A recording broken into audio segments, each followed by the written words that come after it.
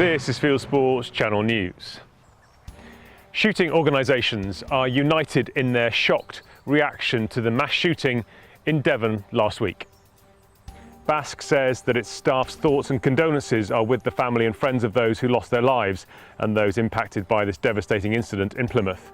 The organisation adds that with the incident being referred to the Independent Office for Police Conduct, it is essential it's given the time and space to establish the full facts and avoid knee-jerk reactions. Do satellite trackers contribute to the death of young raptors? The numbers of satellite-tracked hawks and eagles that die suggest to some commentators that the weight of the devices are one of the reasons the birds are dying. Tracker manufacturers deny that their devices cause harm. Fitting the device doesn't actually increase the survival rate of any of the raptors that we put these devices to. It decreases their chances of survival rate. It's incumbent. They've got to carry something that is equivalent to me every day carrying a bag of dog food on my shoulders. Surely that has to be taken into account. The data that is collected from these devices should be more open. The acquisition of logistics firm TNT by FedEx is bad news for the gun industry. In a letter sent to businesses across Australia, FedEx Managing Director Matt Daniel says, effective from the 9th of August 2021, we will cease the transportation of firearms, weaponry and ammunition in both our domestic and international networks.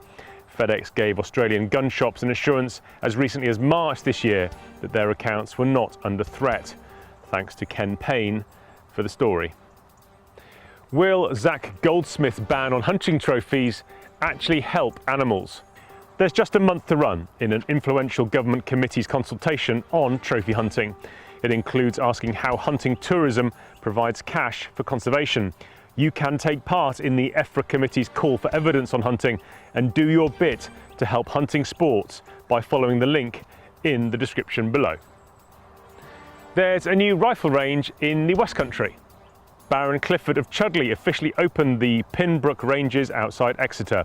Founding target shooting clubs for the ranges are Pinho Target Shooting Club, Exeter Rifle Club, Fonthill Rifle and Pistol Club and Tane Valley Rifles. These clubs have merged to form a target shooting centre of excellence for all of Devon. Two 19-year-old athletes have won gold in target sprint events.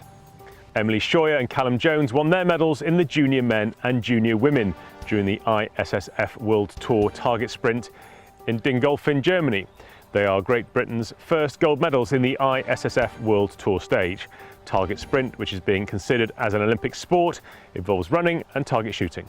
Thanks to Andy McGarty for the story. Farm and rural thefts went down during lockdown, but the individual average value of items stolen went up.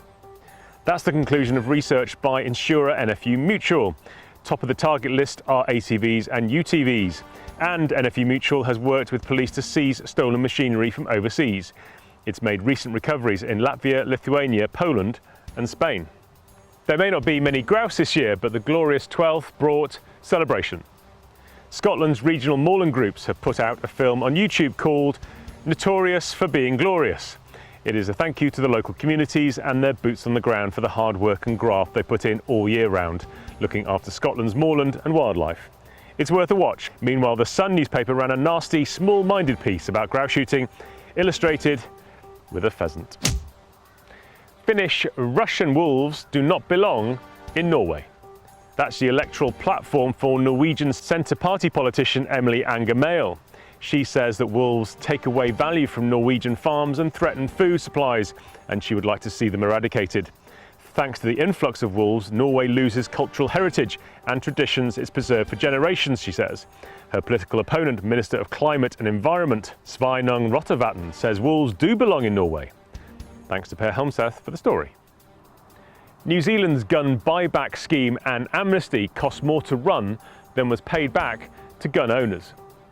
Just over 2.4 million New Zealand dollars was paid out to gun owners who handed in their firearms as part of the buyback, while the total cost of the scheme was 6.2, around £3 million. Administrative costs outweighed the money spent on taking guns out of circulation. It's the second time the police have run such a scheme since changes to gun laws in the wake of the Christchurch mosque attacks. This time the targets were pump-action centrefire rifles, pistol carbine conversion kits and semi-automatic rifles. American duck hunters have a problem with a stamp.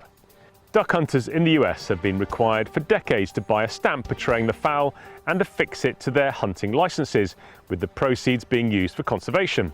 The Trump administration added a requirement that the art on the $25 duck stamp contains some element to reflect hunting. That had some artists in a spin at the idea of showing shotgun shells alongside canvas backs and buffleheads. Now the Biden administration has proposed dropping the obligatory hunting theme, sparking anger among some hunters. And finally, it's not that long ago that the advertising industry thought shooting a rhino was a really cool thing to do. Here's an ad for Rolex watches that dates back from the 1980s. You are now up to date with Fieldsports Channel News. Stalking the stories, fishing for facts.